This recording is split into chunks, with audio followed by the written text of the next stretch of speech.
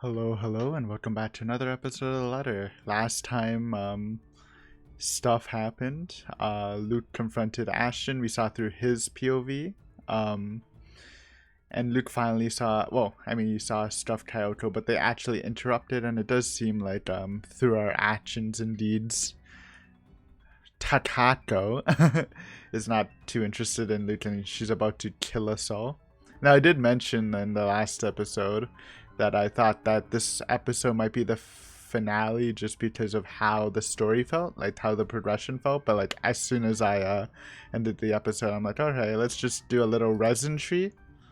We're at 6%. We're like not even close to ending the story. Where are we? We're like, yeah, we're here. And the story still has like all that, so we're not even close. It was just a guesstimate. As per usual, I'm wrong. I still feel like maybe they'll do a Fata Morgana thing where they'll send us back to time to see how the story is, but maybe that's more of a true route thing. I don't know. Also, it sounds like we're about to get hit with a quick time event. I don't know if they're gonna do that, but maybe I should prepare myself. We haven't had a quick time event yet for Luke. Okay, let's go. Pretty tense situation. No more stalling. Until there's nothing but silence, her horrid smile and pale hands reaching out to me. Calling. Beckoning. Pleading. I'm terrified. I really am. Like I should be. But I have never been one to truly stay afraid. I've long learned that fear will not get me anywhere. Cowering in a corner doesn't keep me safe, and it will not keep me alive. Not like rage does. I've learned to use that burning hate inside of me to survive. There is no difference now. Stay away from me! Why do you wish to leave? This is where you belong, my lord. Remember the blood we share? Still think they're referencing a child. This is your home. Don't you remember? You promised to return, to stay, together with me, with us. With people no Though maybe not, because this whole talk about this stuff does sound weirdly like cult-like or something. What is she talking about, Luke? What does she mean? Honestly, we have no idea. Don't listen to her, she lies. I promised no such thing to anyone. Hana, you're the one who bought this house. It is true, Luke had nothing to do with it. How should I know what she's babbling about? I never even wanted to be here in the first place. A terrible case of mistaken identity. That must be it. I'm quite sure of it. I don't know this woman, this monster. Why would I say that to someone like her? In my entire lifetime, I've only made and kept sincere promises to a mere two people, Hannah Evans and Eleanor Chandler, his mother. No one else. The rest of those who claim I promised anything to them can go fuck themselves. Bloody hell, I may enjoy the company of women, but I am not an idiot to start spouting such nonsense to anyone. A line must be drawn, especially if I am to keep myself alive. Yet she still goes on, insists, making me appear a liar in front of these people. Of course you still deny it. Have you truly forgotten? You haven't changed, I see. Still a deceiver. Dude, unless this is, wait, no, I mean, it has to be the maid girl, not the torture girl. Like the torture Hannah girl, old Hannah. She's lying. But like, why would she call him a deceiver if... I don't know. It's too hard to speculate right now. Too much intenseness. We can do it later. You see, my love, nothing has changed. Still no difference, you and I. See, the voice changed. Okay, so it is two people. It's past Hana, which might not even be past Hana, because they're not really going after Hana like that. I think they're just going after Hana because of Luke. And there's past Takato and past Hana. I think like this whole house is an entity of Mitch souls, and I think those two are predominant people, because, oh, remember at the end of Marianne's route, POV, there's like a flash of the ghostly girl, and then it turned for a second into past Hana. So I think it is that. It's not just Tatako, it's like a mixture. I mean, we already know that from the house, but I think like at times there's Tatako and at times there's evil past Hana. I don't know. That's what I'm getting from it. Just like the rest of us. Just like every single soul in this putrid wreck. We've waited for so long. You can hear them, yes. Their pleas, their calls, their invitation. Come, my lord. The house seeks its master. The monster, reaches out again, her hands a gory, abhorrent sight, along with that smile spread across her face. My body's already moving on instinct, stumbling back one step at a time in a desperate bid to be away from her. Anything to put distance between me and this vile creature. No matter what she says, I am nothing like her. I need to get out of this place. Out of this country, preferably. Take Hana with me. We can start a new life out of this dreadful city. Start a family. There's nothing for us here. Her parents are long gone. Nothing to keep us tied to this place. Shrokin has likely been taken by this woman, and he's not what binds me to this wretched city. I only need Hana. Oh, well, rip Johan. Johannes. Hopefully he's just still knocked out in a room and not Cade. We can leave. We can... My foot stepped on something, sending me sliding on my back and flat on the floor. Beside me, a paper, familiar one, flutters down. It's this thing again from the open house, though it feels less like a gimmick and more like a threat, what with recent events. It must have fallen from one of these peasants in the commotion earlier. For a moment, they appeared conflicted to see it in my hands, but wisely keep their opinions to themselves, leaving the damn thing to simply bear its grisly message for everyone in the room to see. Help me. Help me. Help me. Is this it? What they've been telling us? Why everyone in my life has gone to why everything in my life has gone to shite? Because of some stupid old letter? An invitation indeed. One I am not willing to accept. Not any time. From the top of the stairs, the creature moves again, drawing my attention back to her.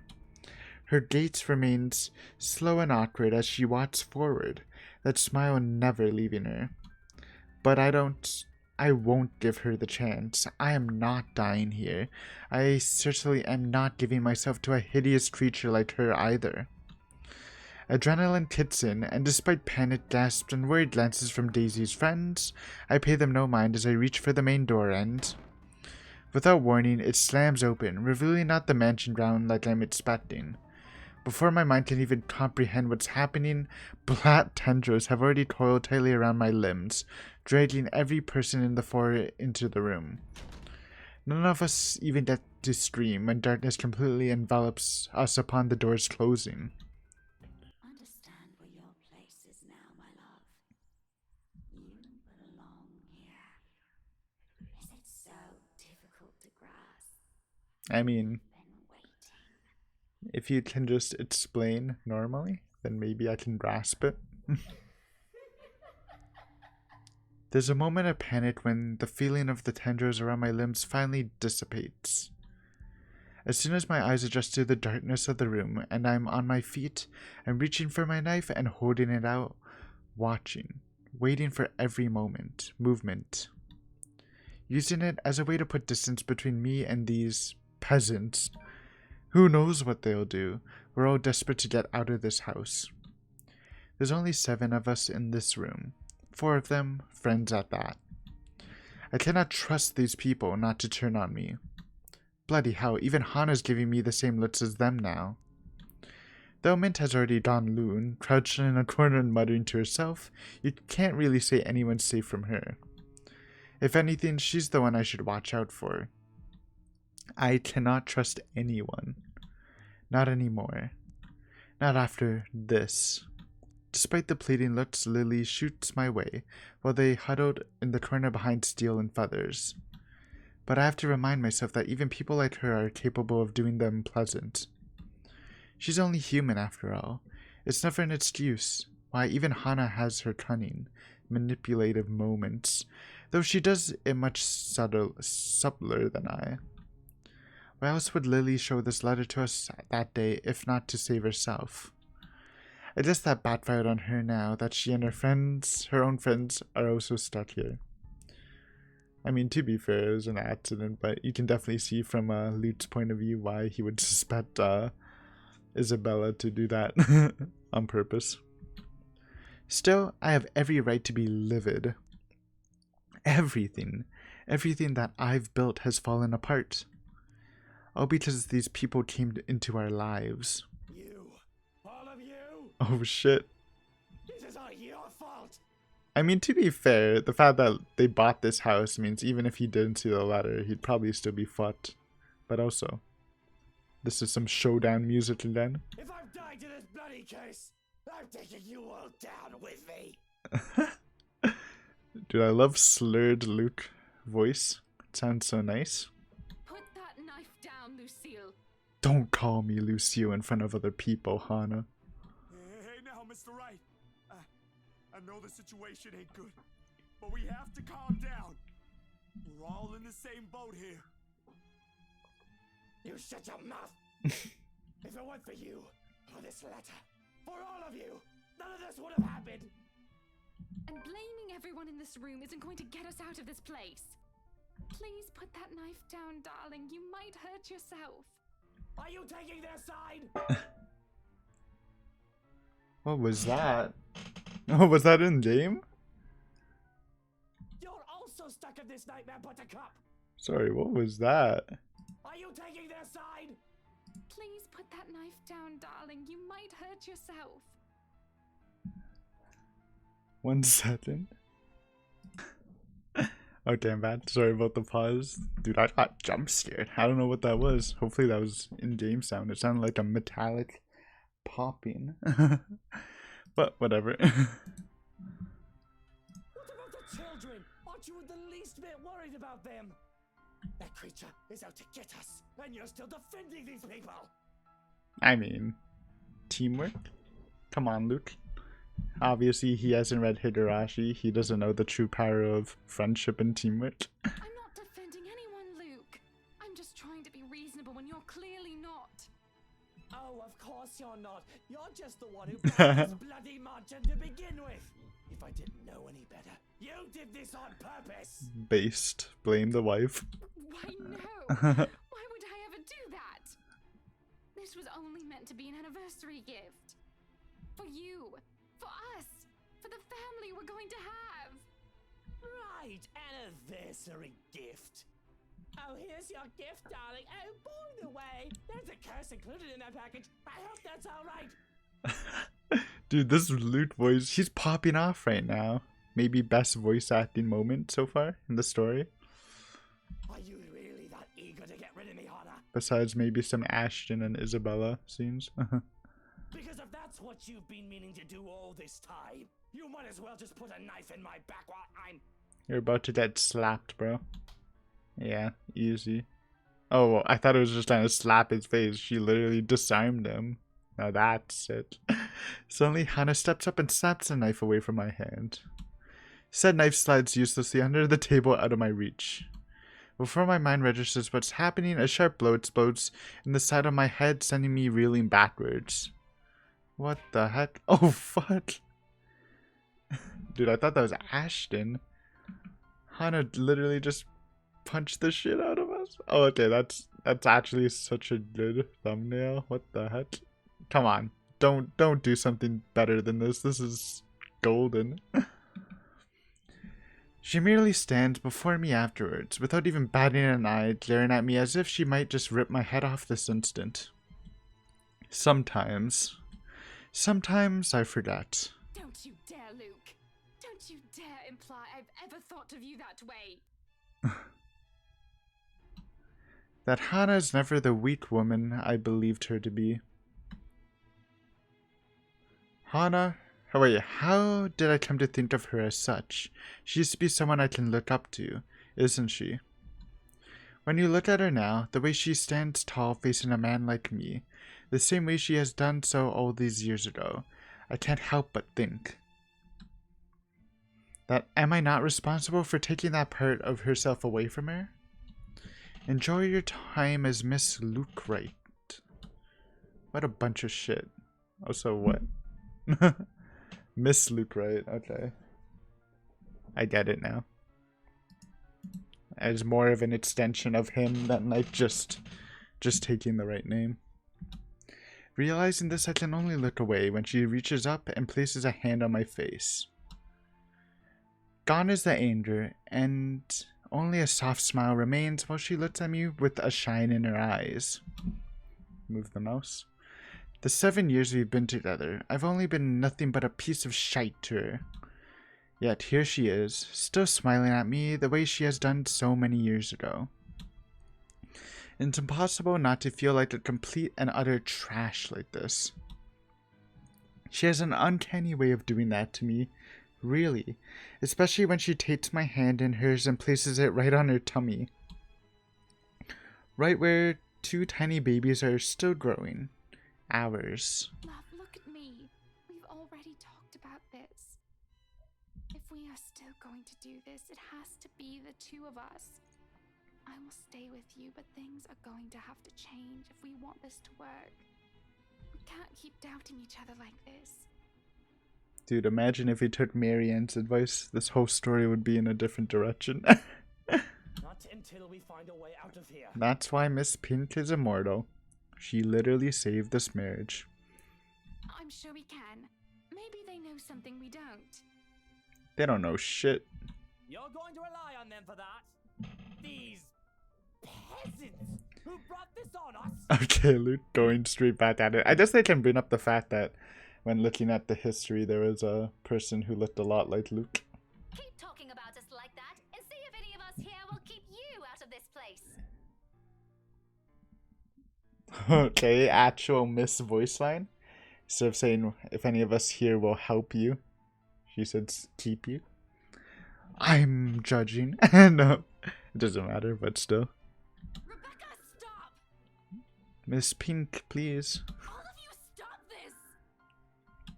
To hear Lily speak out loud, I can't say I'm not surprised. She has always given me the impression of someone so meek from the moment I've met her, either from her inexperience or her station in life. She has never struck me as someone fitting to be a real estate agent. Until now. Quietly, she puts herself between me and Daisy, cutting whatever scathing words we've yet to hurl at each other. The way she glares at me, it reminds me a little of the way my own mom would look at me. Particularly when I've done something wrong, and it's not a stare she's unused to showing. She's done this before, probably to a younger sibling. Huh. If she only sees us now as a pair of struggling kids and not two mature adults, wow, that's only to be expected. No doubt that's how she sees us. For a long moment, there's only silence in the room. Still, the big oaf doesn't even dare break it. Neither does Feathers. Yeah, what's Ashton doing, bro? He's the leader, man. He's been real quiet. With both merely watching us. Bunch of wimps, these men.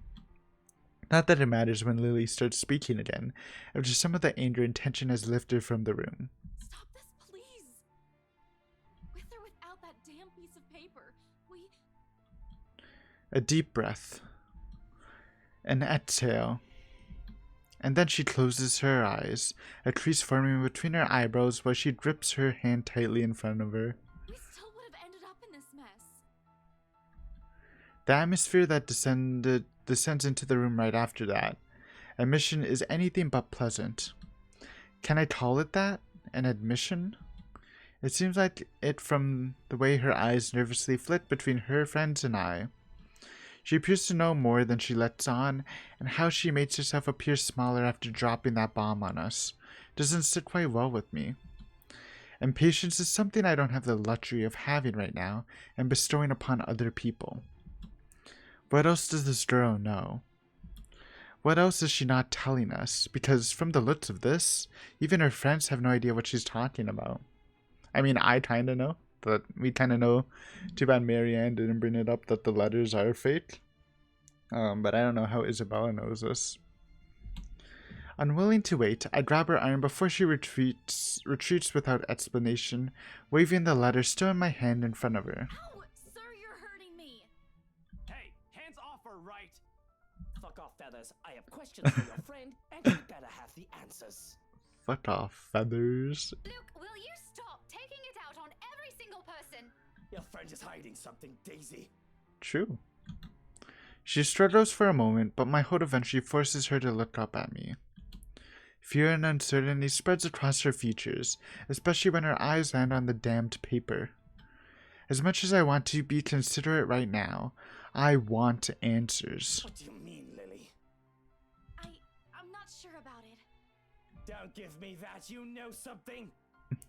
Ow! Please, sir. I know the paper's useless, okay? At the mention of the letter, all of a sudden, Mint stands. I've almost forgotten she's here. Her ramblings have faded away in the shouting. Without warning, she snatches the paper out of my hand. It's a miracle it didn't rip right there and there. Right then and there? Is that the way you say it? Maybe I'm dumb. But the way she glares at it, I think she may want to do exactly that. We should have gotten rid of this thing. We should have burned it at the first opportunity we got. It has been a while since we heard Marianne. No, even if we rip it to shreds, it won't do anything. Also, when is Luke gonna actually learn their names? So, it is a little confusing seeing Lily and Mint and Daisy. I think... You don't know what I've seen, Santos. There were children! Victims!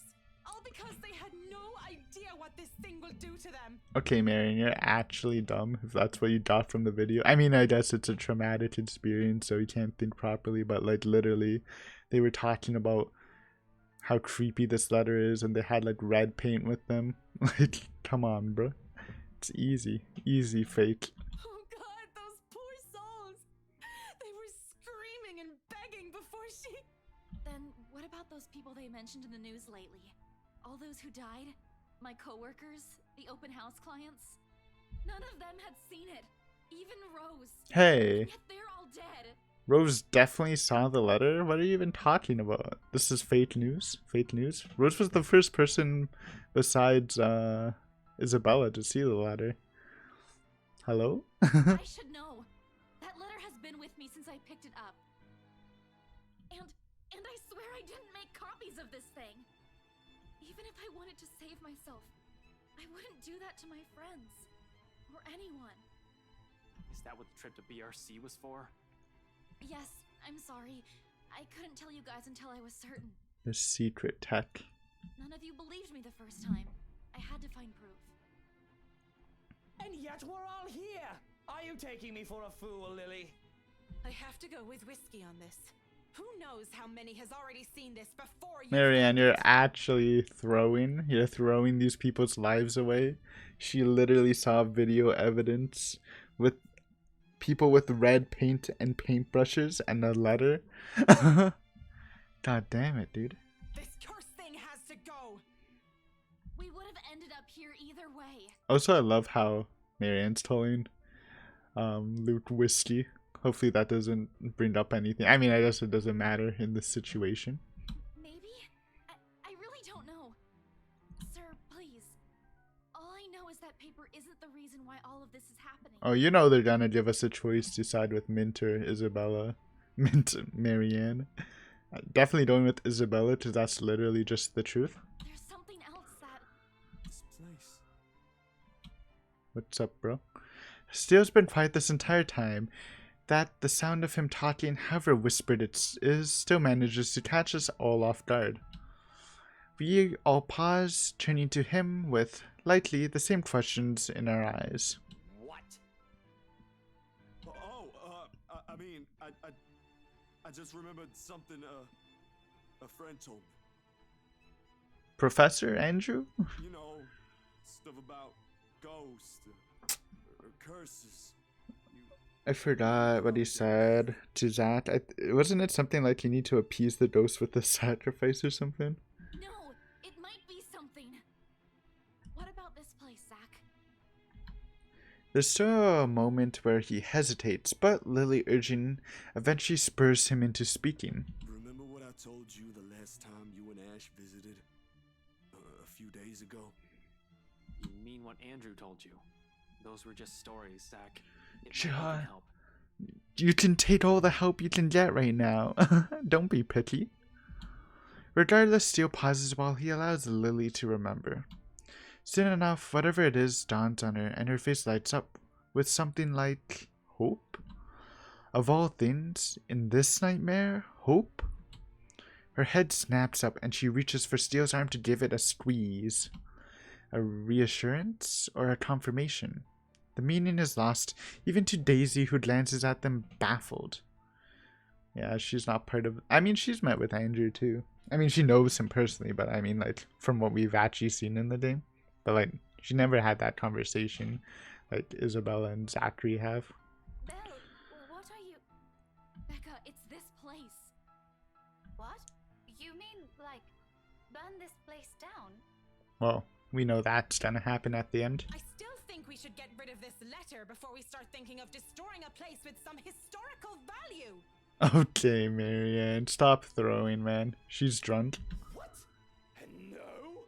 They did spend, like, millions of dollars on this place, so it is, you know.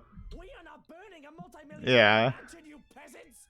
I just spent a fortune on this! I know their lives are on the line, but, like, it is a couple mil. Seriously, Luke, are you really more worried about that? Buttercup, marching, millions. It's gonna take years getting all that money back. He's on the Sigma grind set, bro. You can't lose money in your actions. It's all about making money. Well, you certainly won't be getting any of that money if you're dead. Fair. Really, Luke? Is that more important than your life? Bloody fucking hell! Not only do I have trespassers on my property, but they're also arsonists! God, this Lute voice for this episode is so good, man. He hasn't done this voice in previous episodes. Like that exasperated voice. It's actually so funny. It's not only that. Think about it. Then they proceed to tell some ridiculous narrative about the supernatural. Stories about ghosts, legends, curses born out of great anger and pain, and whatever else people use to scare children. Not that I believe any of it, as if knowing will help. Bunch of loons, these people. Officially off the rockers. They think that I'll be stuck in this nightmare with people like them. What did I ever do to deserve the world? Wait, what did I ever do to the world? Of course, it's all absurd until... I think it's just like what the professor guy said. Just like that old story. Hey, put some respect on the name. Andrew. And some other thing might be keeping her here. You know, something he wanted in life, but never got to have. Something like that. The Luke. Or maybe it's not something, Zachary. I think it's pretty clear what she wants. Someone, but it's not, it doesn't feel like it's just a taco. It's like a mixture of people. Someone. The who doesn't have to be uttered out loud. There's only one person in this room who that woman calls after. Every single one of them has heard it. Bloody hell. It's in the reluctant shift in Daisy's eyes when they flicker over to me, though only briefly. She's also holding information on her own, or perhaps a realization she just had. Doesn't matter. I know when people have slowly started to turn on me, how do they think I lasted in this cutthroat world? Yeah, we're not getting sacrificed, boys. That means our plan to save the marriage would end because Luke would be dead. Betray them before they do the same thing to you. Put a knife in their back before they can act. Kill or be killed. Survival in a nutshell. What now? Are they gonna throw me at the creature? See what happens to save themselves? I am no fool. No. You're all in on this, aren't you? Are you people implying that my husband, that we should just... Thank you, Hana. Of course. Of fucking course. Luke, that isn't what I... Are you all going to stoop that low? Based! Ashton teaming up with Luke? Dream team? That's what I like to see. Nothing like that, Ash. All we're saying is that maybe he might be able to do something about this. Drop it, you guys. We're not leaving anyone here.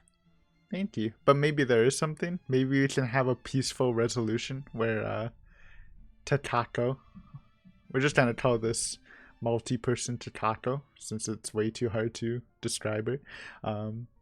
Maybe we can have a peaceful resolution. Just like that, their bickering begins anew. Bloody peasants. My head's already aching just listening to them. Do you think this is all the solution they can come up with? I should have just stabbed all of them and made a run for it. It doesn't help that with each second we spend talking here, the crazier this whole place gets. New journal? Dude, this is a late journal. And we have to read it while listening to the freaking screams of the undead.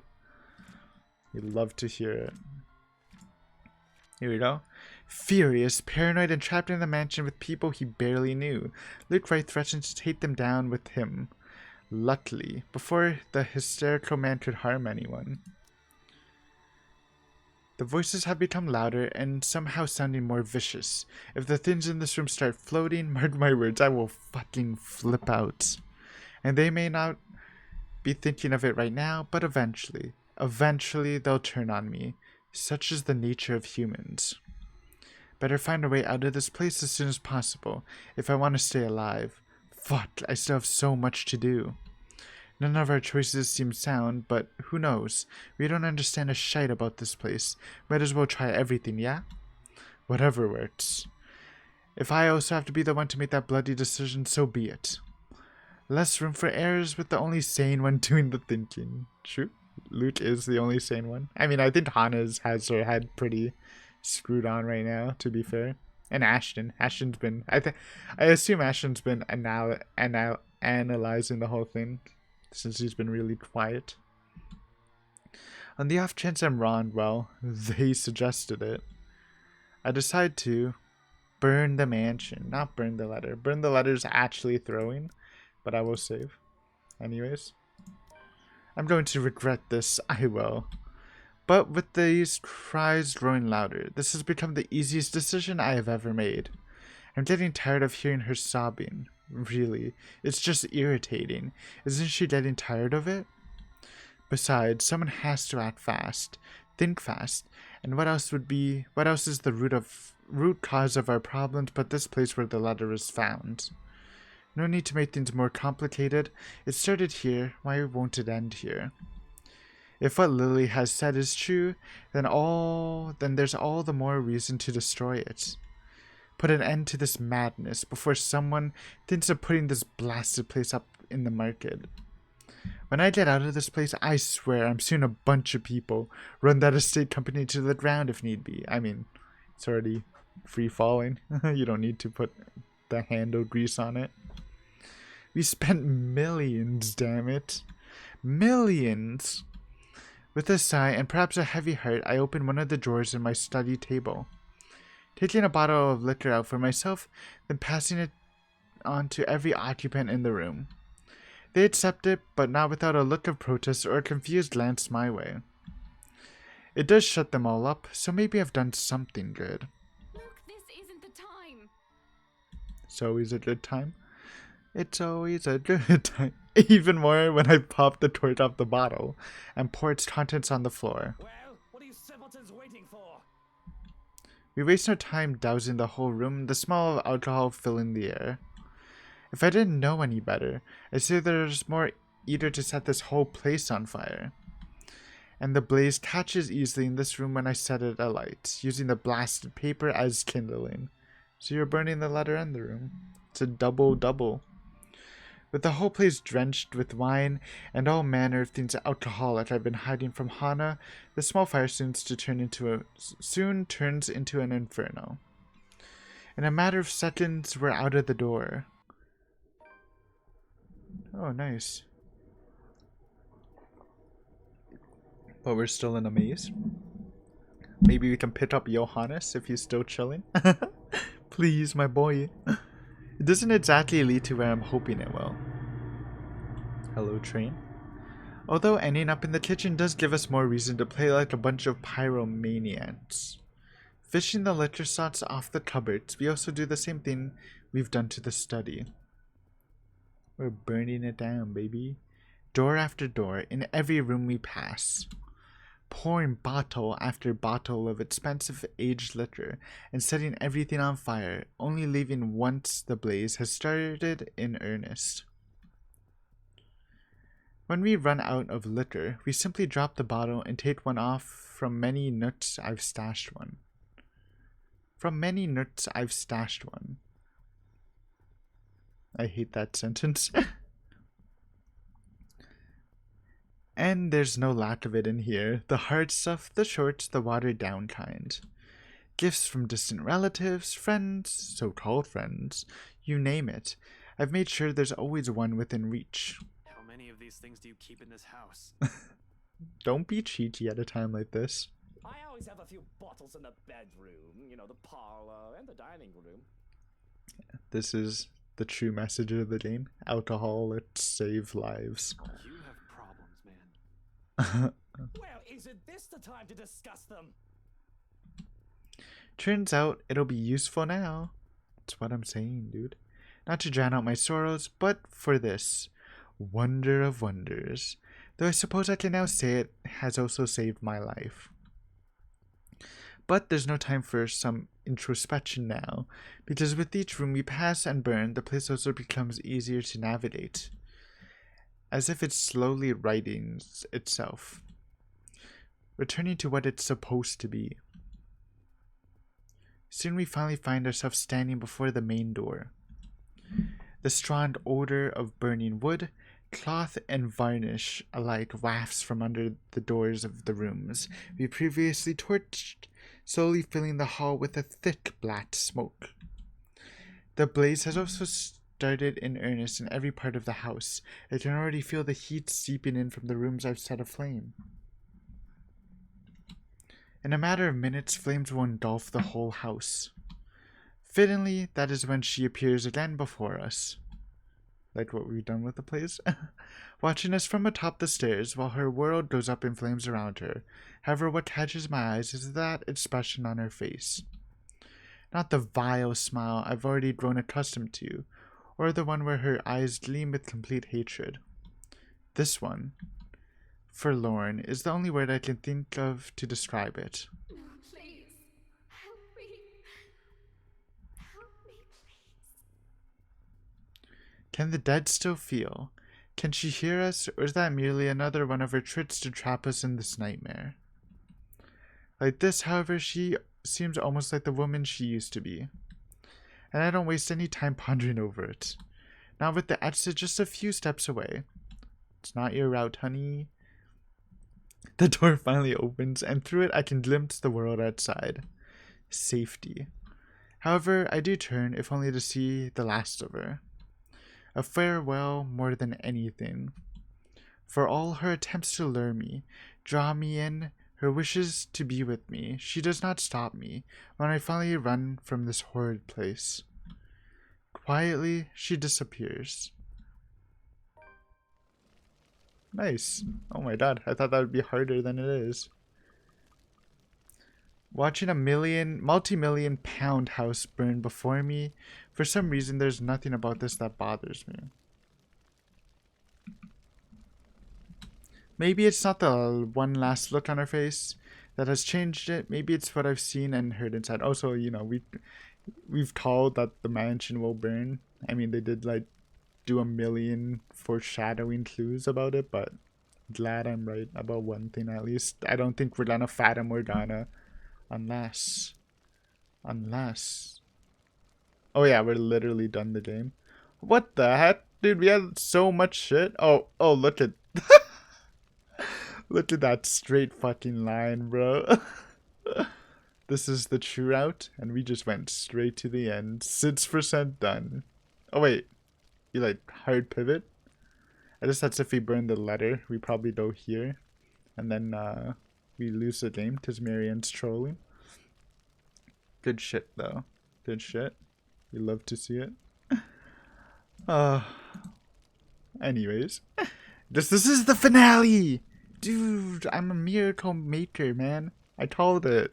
Even though I took it back, I still called it. I take back the take back. Anyways, maybe it's the one last look on her face that has changed it. Maybe it's what I've seen and heard inside. There's only a calm, a stillness.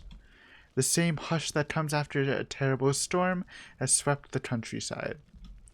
And with it, the sight of the sun rising above the horizon. Ever so slowly, the sky begins to lighten before my eyes. Darkness giving way to the warm morning hues, soft rays spilling over the vast expanse of Lutzburn's countryside. Nearby, the trees sway and rustle with the breeze, a passing draft that carries even into this room from the outside, cold enough to make me shiver. The remains of a storm that has passed. In the distance, I can hear the soft chirping of birds, while the rest of the world stirs, waits. Dawn at last. We are free. Nice. It's almost kind of anticlimactic, but like not really. It just happened so fast. Easy burn. Despite initial protests, Luke agreed with Isabella Santos. He began dousing the place with alcohol and setting it on fire.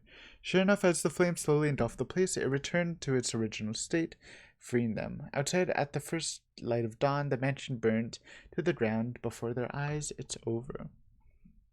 Didn't even talk about Tatato. It's such an unsatisfying ending, bro. I mean, it's satisfying in the way that... I mean, we should finish the story first before comments. Let's just continue. Epilogue, baby! Like the flames that engulfed the mansion that night, whispers quickly spread across the Lutzburn city after the incident. Bro, I guess Johannes is actually dead. Rip, my boy. I know I've shit talked you before, but I will miss you. Officers who investigated it have simply deemed it an unfortunate accident. Regardless of the truth, Luke Wright files criminal charges against Prior Realty Corporation after for undisclosed reasons to the public, forcing the latter to declare bankruptcy. Now that's based. A move that has merely stoked the rumors further. But for those who still believe in the stories of the old and those who know the truth, it is but a testament to the curse and the secrets of the Ermagerd mansion has hidden for centuries. If there will come a time those will finally be revealed, only the ashes of the now ruined mansion know. However, on nights when the wind howls and thunder booms across the sky, some still claim to hear hearing of voices where it once stood. Of cries and wails that fill the nights, and the desperate calls of help for anyone who dares listen. As for those who once tread in its halls. Oh my god. You love to see it, Boro. Look at the happy family. Now this is satisfying. Despite their problems, Luke and Hannah Wright managed to salvage their 7-year marriage. That's all me and Miss Pink.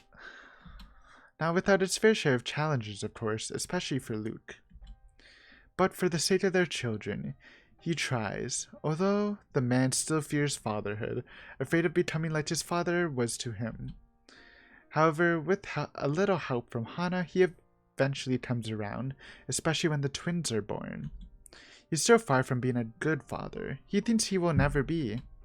There are parts of him that will always remain unpleasant and will exasperate Hannah to no end. But even someone like him sees the joy in this, in having a family. For the first time in a long while, he admits he is content. They're happy. Marianne?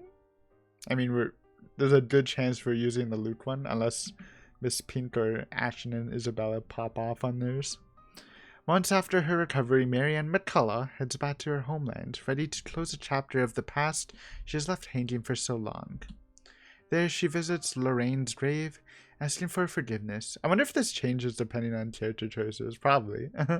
From the girl she once loved. Something she has intentionally avoided for years.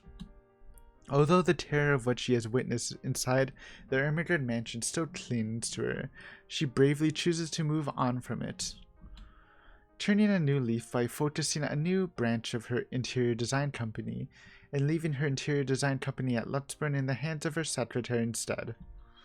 Although she never returns to the city after, she is frequently seen visiting to check on the people. Has become acquainted with her in years there. Hate that sentence. Having finally accepted herself, she won't deny she's in a happier place now. Yo, is that Rebecca? Despite making the Ireland branch of her interior design company her focus now, Marion continues to cater to her most avid patrons in Lutzburn when requested. And after her work on the Ermengarde mansion, the Wright couple, particularly Hannah Wright, have never trusted another to handle the design in the places they own. Oh, that's Hannah. Upon moving to their new place after giving birth to hers and Luke's children, Marianne's name is the first thing she calls, while the woman's quick to fly back to the city at the socialist's summons. Not only helping with the decorations of their new place, but also assisting with the renovations, much to Hannah's delight. Since then, the two women has kept a close friendship. Often they can be seen going around town together when Marianne's in town, and Hannah can be heard recommending the designer to her peers during parties. In a city often keeping an ear out for any gossip, one cannot deny that both women have found a confidant in the other. Zachary, looking good. With help from family and friends, Zachary still is soon able to open a photography studio of his own. Something he has only dreamed of having as a child. Although he still hopes to get back into making indie films some days, client work and small projects have kept him mostly busy. Hectic as it may be, he can only be glad for the amount of work pouring in. It has made moving on from the incident in the Ermengarde mansion easier, if not faster. But while there are still nightmares, with support from his family, his doctor, and his own drive, the dark images have finally turned into pleasant dreams. He's aware he won't ever truly forget, but he's no longer running away. At times when he's not busy, or after a hard day's work, he thinks there's another story for the big screens to be told in that. An idea he may soon turn into a reality once his time affords it. Rebecca? Yo, look at that with the bun. In the months that follow, Rebecca Gales becomes a prominent researcher within Lutzburn's major academia circles. Especially after writing what she has discovered about Onslow Village and the Ermengarde mansion. With help from Professor Andrew Clark, she is soon able to secure funding to continue her research, presenting her findings yearly at a local and international symposiums. Now at the tail end of her current study, she hopes to publish her first book, correcting all the inaccuracies in the city's current history. A move supported by both colleges, students, and friends alike. Though she knows she still has a long way to go before she can even begin to change people's minds about it, Professor Clark has warned her as much. She perseveres. Doing it not for herself, but for the sake of a history the future generation must never forget. No matter how disturbing her experience with the curse may have been, she remains the warrior which she has always been. Even after what she has seen, she continues to fret over people she cares about, sometimes much to their frustration or embarrassment. But if there's one thing that has shifted, it's her relationship with people in their little group, particularly with Zachary Steele? ? In fact, on numerous occasions, she has been spotted dropping by his new studio, bringing the man food on days when he's swamped with work. I mean, you might as well, since I killed the Ashton relationship. Good for them. They're two good people. They also seem to have grown more comfortable around each other than before. Maybe it's born out of their shared experience. Or maybe they see each other the way they see each other has simply changed naturally due to the years they've known each other. Regardless of the whys, it's a change the man welcomes and appreciates. In turn, he strives to return her kind gestures whenever he can. For all the horrors they've seen, who would have thought something good would come of it? Come on, just show me it, baby. Hey, there's Rebecca. Things have inevitably become strained between Ashton Frey and Rebecca Gales in the months following her confession. And with their lives getting busier, the two have eventually drifted apart. That's my bad. I'm sorry. I kind of regret it because I like Rebecca way more than I did at the beginning, but Ashton and Isabella is really good too, you know. Although neither talks about it, and the teacher still strives to forget an old love, it's clear in Rebecca that there's still feelings left she couldn't let go of. If anything, however, this has only made it obvious how much has changed between them, and how much she has clung to the idea of Ashton from their younger days, the one that may not have been there in the first place. Merely an idea for a starry-eyed young girl. But if there will be a time where she will be able to accept this, to move on from the hurt and repair of an old friendship that has fallen to ruin, only she knows. Kylie! And Luke and Rebecca are still friends, you love to see it. Amidst their struggles, Rebecca finds an unlikely companion in Luke Wright. While being a father has kept him busy nowadays, he still manages to make time for his goddaughter, Kylie Suraz, though the man still won't admit it when asked. Rebecca still regards the man as insufferable. She doubts it'll ever change. But, after all she has seen, much as she denies it, she now considers his presence the closest thing she has to comfort. A similar sentiment the businessman seems to hold, even confiding in this woman of his own problems and fears, things he couldn't voice out to his wife. The friendship may be awkward at best, but with the grim reality of death having once shadowed over the two of them, it's something they eventually grow fond of, in time. Isabella's painting now? With her newfound courage, Isabella Santos finally chooses to pursue what she really wants for herself. Having made to keep her family afloat for a few years, and with her blessing, she quits her job at Briar Realty Corporation and takes the scholarship offer from the local university. Paint that fruit bowl. Though remarkably out of practice and unsure if she'll be able to keep up with the time she returns to university, she finds her feet soon enough with the help from people close to her. And with her confidence in her skills growing, so do the number of people recognizing her and her work. It doesn't take long for several award-giving bodies to take notice of her. Okay, she's actually popping off hard. Because that's just not like a natural thing to come from like a art student. So, good job. For all her accomplishments, however, she has never truly forgotten what had happened at the Ermagerd mansion. The images still remain in her, and particularly on pleasant nights, terrors continue to visit her dreams. She knows those won't ever disappear from her life. It has become a part of her in the same way death has permanently taken from her. However, she's no longer afraid. And with the brave face, she carries on, earnestly wishing that someday she'll be able to paint a brighter, more vivid thoughts on her canvas. An honest portrayal of life and hope amidst the fear. Shortly after accepting the scholarship grant from Lutzburn University, Isabella moves from Solomon residence in favor of staying in the dorm close to her campus.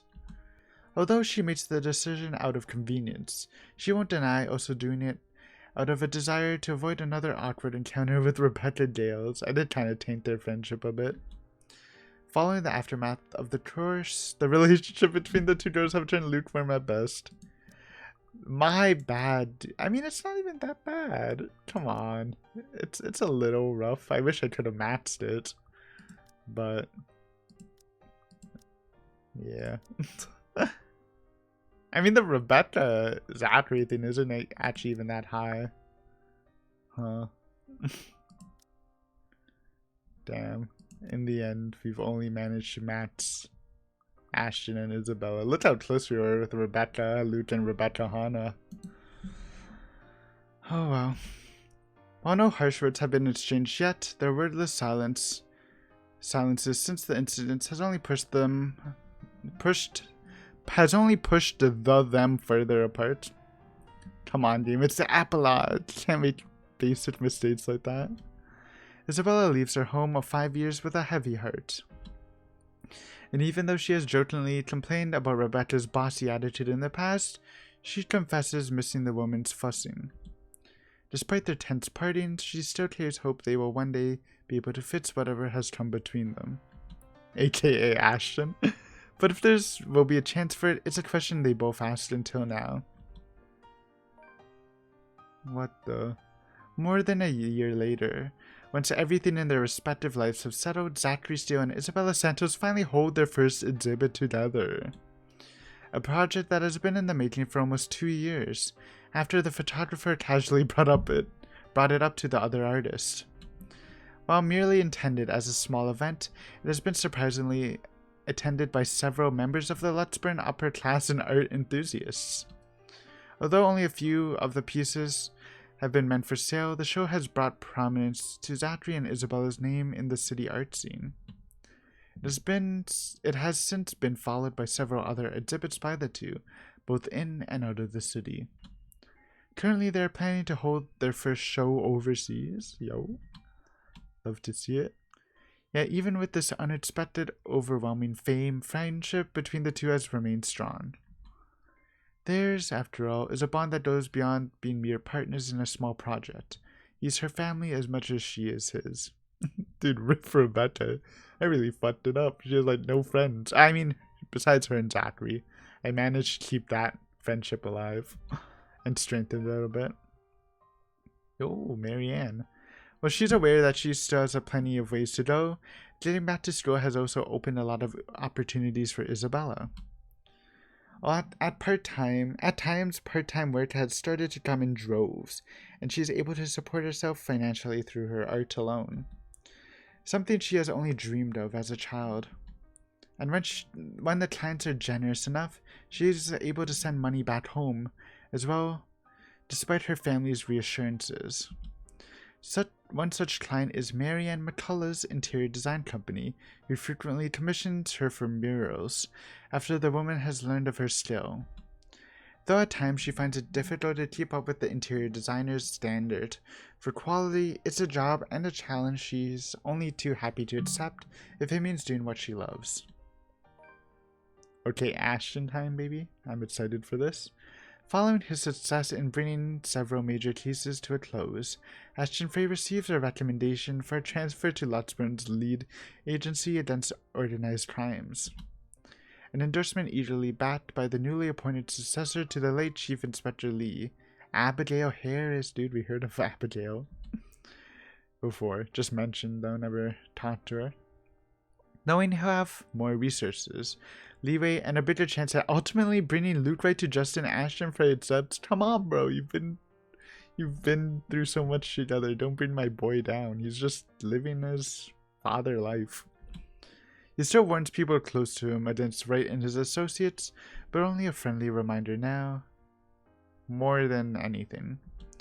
Though he does worry, he believes they are wise enough to know what they are doing and trust their judgment. For now, he has decided to leave the evidence and the law to speak for itself and take care of the man once the proper time comes. Nowadays, police work and operations keep him busy, sometimes taking him away from the city he grew up in for days on end. A rare thing for him to enjoy once upon a time, yet this time he never loses his drive. Simply growing more determined after having finally found a clear purpose close to the rush and excitement he dreamed of as a child. Although Ashton still keeps mum about specific details of his work, his experience with the curse has slowly taught him how to open up, especially to those who he knows that genuinely care for him. He still has a long way to go, he knows that, but for the sake of the people who are still with him, those who have chosen to stay, he hopes that there will come a day where he no longer has to hide behind his own lies. Excuse me. A day when he is no longer afraid of facing the truth in his own words. On his days off, Ashton is usually seen loitering around Zachary Steele's studio, either to help him out on one of his pet projects, or exasperating the other man on purpose. Either or, it's mostly the latter. At certain times, he'll volunteer to model for one of Zach's projects, in spite of the photographer's reassurances that it's not needed. Regardless, Ashton insists, before complaining how meticulous the whole process is hours later, to Zach's utter amusement. Though sometimes they may get into small trivial arguments, things have stayed cordial between the two. If anything, the ordeal they've both gone through has merely strengthened a friendship that the detective didn't expect to find in anyone. Here we go, that's what you want to see. After a bit of fumbling, of a few missteps here and there. Oh man, this is contender. This is a contender too. Oh, it makes me not regret screwing over Rebecca out of the triangle. I guess it made sense, honestly, why Rebecca kind of drifted apart from these two. It's kind of just the fate of the loser in the love triangle. They're usually, like, not gonna be salty about it. Maybe next time. After a bit of fumbling, of a few missteps here and there, and moments of briefly allowing their uncertainties to hang over them, Ashton Frey and Isabella Santos finally finds a rhythm. Theirs isn't a soaring love story by any means, nor is it a happily ever after, often told in the picture books the girl has only ever dreamed of having in childhood. Far from it, in fact, despite what people glimpse in their eyes or glean in their gestures, they both know better than to cling to ideals. A stranger will say they're in love, hopelessly, genuinely, and there is certain truth in it. One only has to look. However, what they never see is this. Beyond the soft smiles, fleeting glances, and gentle touches only meant for the other, is a grief. A terror that never seems to lift. Constantly filling their nights with echoes and unforgiving wail and unwelcome dreams that stirs either awake in the darkest hours of dawn. It has never truly left them, and it never will. In the same way, the light scar on Ashton's hand will never fully heal, or the horrid images in Isabella's mind will never fade. But they cope. In hushed whispers and tender reassurances, with light kisses and long embraces. When that no longer suffices, when the horrors become too much for them to bear, they have each other. A warmth to hold it on in the coldest of nights. And for them, it is more than enough. Epilogue over. Sorry, Tatako. It's not your art. Okay, that was the game. Okay, what I was saying before the epilogue, which, you know, I didn't expect to be 15 minutes, but I loved it. It's like, it is satisfying.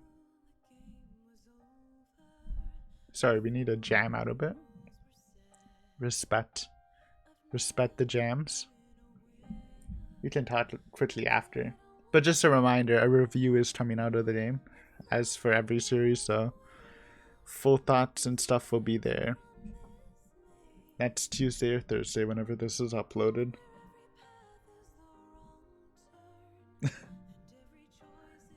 Very meta song, by the way.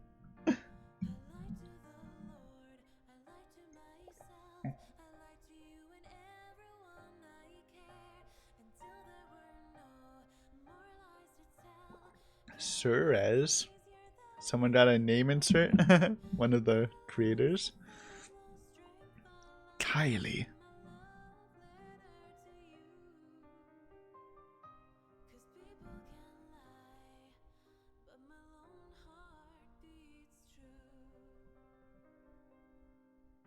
Decent soundtrack too. You already know. I mean, we'll give it a listen again. But you know my favorite songs. I don't know their name, but lyrics by Yang Yang Mobile. Thank you, Yang Yang, aka the Sheep Boys.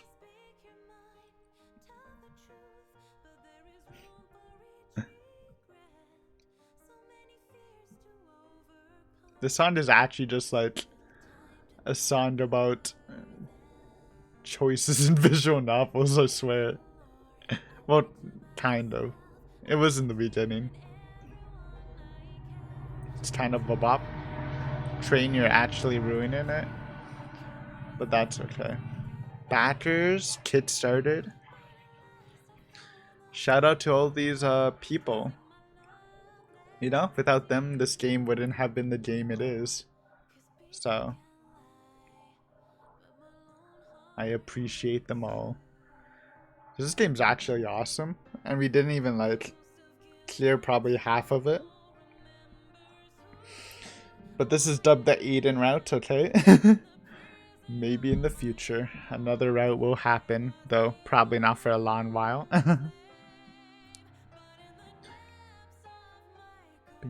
No quit time events to finish it off either, eh? I will miss them. Yo, look at all these people though. W, Kylie White, real Kylie, Miss Kate Snowflake, Aidney, Joey No Hands, Gaming with Ben. Man. Font, Open Sands, Gothic Ultra. He loves to see them. I used both of those before. Don't know about any of the others. Thanks for everyone playing. Hope you enjoyed the game. It's been a fun part of the production. Really hope you enjoy. Sai. I love Kylie and Baby Jaden. Don't know who Baby Jaden is, but I love Kylie. It's a wonderful game. French. As an avid horror fan, I'm honored to be part of such an incredible project. These are all the Philippines. Philippines, yes. My Filipino brothers. You are terminated. I am the winner. I am the master of stealth. Gino is my true friend. Eric Pedojan. Pedojan? Hana, best plot and bad story. She is hot. It's the face, dude. What great credits, man. Yang Mobile. I know they made another game, though I think it's like an RPG or something. Good company. You're on my radar. Where are you, Teal? Don't finish off with Kylie. Teal, please. It's a bait. She's here. She's still here, Teal. What the fuck? What are you doing, bro? Kylie, no. It doesn't even make sense. Non-canon, non-canon. They're asking us to go back in the game. Save Kylie. Okay. Really? No. Why? Why end it like that? You bastard. If you're reading this, that means you finished playing the game in one way or another. We thank you for the time you've spent playing the letter. Okay. I can't believe you killed Kylie, bro. Why would you do that? Non-canon, that's not part of the Aiden note.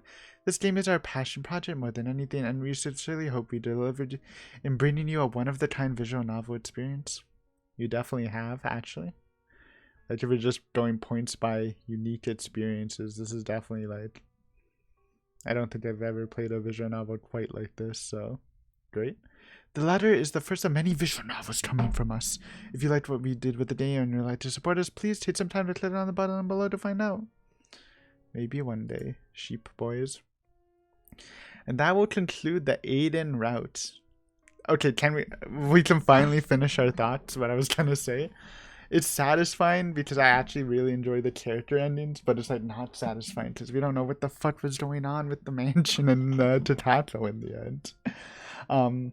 Now I did mention I will eventually play the game again, do another route. I mean, though I will say if you're waiting for it and like you're watching this video when it came out recently, then you probably will have to wait for a bit. I'm gonna take probably a lengthy break from the game. I don't know what that means. This is like my flex spot though, the schedule. So there's like a lot lined up and this is kind of just put to the back of the list, but I think that's good just to like spend a while away from it, so when you go back in it'll be a bit more fresh, a bit more blurry in the mind, so it'll be a fresher spooky experience again. But I'm pretty happy with how our playthrough went. Don't talk to me about Rebecca's death resin stuff. What happened. I don't regret it. But no, I think we had a pretty good ending. Again, besides like what I just brought up, everyone's pretty happy, you know, besides Rebecca. But it happens, and that's beside Kylie, because she kind of died, even though that was definitely just a meme. But yeah, I guess I'm kind of jumbled. It's been a long video. If you're interested in listening to some final thoughts and opinions about my route, I guess I can't talk about the whole game, since I don't even think we cleared like 50%. I mean, maybe. I mean, no, we did more than 50%. We've only have 50 CGs, bro. Here's our one memory fragment. This was the resin tech. Oh shit. Maybe I do know what happened. Maybe they did actually do some demon ritual to bound everyone to the house. God, I'm a genius. What is this? Yeah, we have a lot anyways, but I think we did pretty good. But yeah, anyways, if you want to hear more about that stuff, feel free to check out the review posted soon after this episode is released, either Tuesday or Thursday, depending on the day this is released. I don't exactly know when. And if you enjoyed your stay, hopefully you did.